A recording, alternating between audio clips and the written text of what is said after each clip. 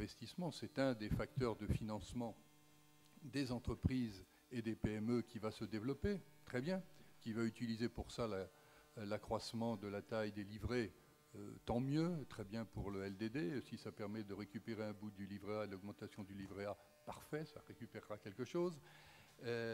Mais la Banque publique d'investissement ne peut pas tout faire et ne doit surtout pas tout faire. Les banques, on l'a dit, Karine Berger l'a dit tout à l'heure, vont moins intervenir. Elles y sont contraintes, on ne peut pas les critiquer totalement. Elles y sont contraintes par les ratios BAL 3, les ratios de liquidité qui se mettent en place. Bon, reste donc qu'il faut que l'épargne longue se mobilise pour aller financer les entreprises. Alors, comment on fait pour inciter des épargnants à placer leur épargne dans un certain type de produit?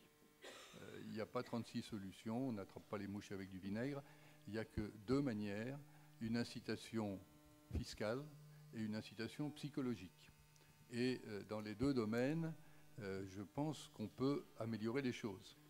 De la même façon qu'un certain nombre de dépenses d'investissement ont été sorties de ce plafond de niche à 10 000 €, et je pense aux investissements outre-mer, sur lesquels je me garderai bien de porter un jugement, on devrait avoir un plafond pour les dépenses de consommation, les nounous, les femmes de ménage, et un deuxième plafond pour les dépenses d'investissement.